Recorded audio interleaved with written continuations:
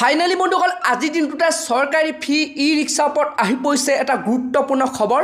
তো বন্ধুসকল বৰ্তমান যোনটো নেকি গুৰুত্বপূৰ্ণ খবৰ আহি পৰিছে, বৰ্তমান যোনটো নেকি আজি মুখ্যমন্ত্ৰী ডাঙৰীয়াই ঘোষণা কৰিছে। তো বন্ধুসকল কোনসকল লোকে আপোনালোকে এইবাৰ যোনটো নেকি চৰকাৰী ফি ই ৰিক্সা আপোনালোকে লাভ কৰিব অৰ্থাৎ প্ৰদান কৰা হ'ব।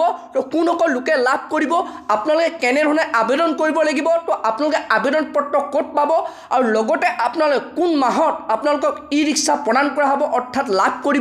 তো বন্ধুসকল আপোনালোকৰ যোগ্যতা কিমান থাকিব লাগিব, কি নথি পত্ৰ লাগিব, তো তাৰ ওপৰত বৰ্তমান যোনটো নেকি মুখ্যমন্ত্ৰী ডাঙৰীয়াই ঘোষণা কৰিছে। তো বন্ধুসকল আপোনালোকক মই সবিশেষ আজি জনাম।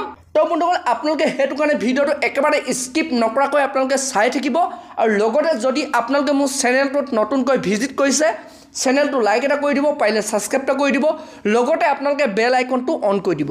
তো যেতিয়া এনেধৰণৰ নতুন ইনফৰ্মেশ্যন বা খবৰবোৰ আহি থাকে, তো প্ৰথমে আপোনালোকে সেই ভিডিঅ'টো লাভ কৰিব পাৰিব। তো এতিয়া বন্ধুসকল আপোনালোকক মই জনাই আছোঁ, বৰ্তমান যোনটো নেকি চৰকাৰৰ ফালৰ পৰা বিগ আপডেট আহিছে, যোনটো নেকি বৰ্তমান মুখ্যমন্ত্ৰী ডাঙৰীয়াই ঘোষণা কৰিছে। কোনসকল লোকে আপোনালোকে চৰকাৰী ফ্ৰী ই ৰিক্সা আপোনালোকে লাভ কৰিব, অৰ্থাৎ আপোনালোকৰ যোগ্যতা কি থাকিব লাগিব। তো বন্ধুসকল বৰ্তমান যোনটো নেকি খবৰ আহিছে, তো বন্ধুসকল প্ৰথমে আপোনালোকৰ লগত এখন ৰেচন কাৰ্ড থাকিব লাগিব। তো তাৰ পাছত আপোনালোকৰ বছৰেকী ইনকম আপোনাৰ 3 লাখৰ ভিতৰত হ'ব লাগিব। তো তাৰে লগতে বন্ধুসকল আপোনালোকৰ ঘৰত 4চকীয়া বাহন থাকিব নোৱাৰিব আৰু লগতে আপোনালোক যিজনে আবেদন কৰিব, তো সেইজন এজন অসমৰ স্থায়ী বাসিন্দা হ'ব লাগিব। তো বন্ধুসকল তেতিয়াহে আপোনালোকে চৰকাৰী ফি যোনটো নেকি ই ৰিক্সাৰ কাৰণে আবেদন কৰিব পাৰিব। তো এতিয়া বন্ধুসকল আপোনালোকে আবেদন কৰিব হ'লে ফৰ্মখন কেনেধৰণে লাভ কৰিব, অৰ্থাৎ ক'ৰ পৰা আপোনালোকে ফৰ্মখন লাভ কৰিব পাৰিব। তো এতিয়া বন্ধুসকল আপোনালোকে ফৰ্মখন লাভ কৰিব হ'লে আপোনালোকৰ ওচৰত যোনটো পঞ্চায়ত, তো পঞ্চায়তত যাব লাগিব। তো পঞ্চায়তৰ পৰা আপোনালোকে অফলাইন আপোনাৰ ফৰ্মখন আপোনালোকে ল'ব পাৰিব আৰু যদি আপোনালোকে অনলাইন ল'ব বিচাৰে ফৰ্মটো আপোনালোকে অনলাইনো পাই যাব। তো বন্ধুসকল আপোনালোকে সেইটো কাৰণে যিকোনো ওচৰৰ CSC চেণ্টাৰ বা আপোনালোকৰ অনলাইন দোকানৰ পৰা আপোনালোকে সেই ফৰ্মখন ল'ব পাৰিব। তো এতিয়া বন্ধুসকল আপোনালোকক মই জনাই আছোঁ, আপোনাৰ ফৰ্মখন লোৱাৰ পাছত আপুনি কেতিয়াৰ পৰা আপোনালোকে আবেদন কৰিব পাৰিব।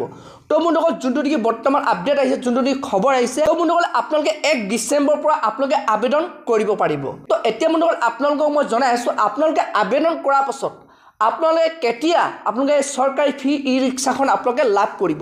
বৰ্তমান যোনটো নেকি মুখ্যমন্ত্ৰী ডাঙৰীয়াই ঘোষণা কৰিছে, বন্ধুসকল আপোনালোকে এপ্ৰিল মাহৰ প্ৰথম ভাগতে আপোনাৰ চৰকাৰী ই ৰিক্সা আপোনালোকে লাভ কৰিব।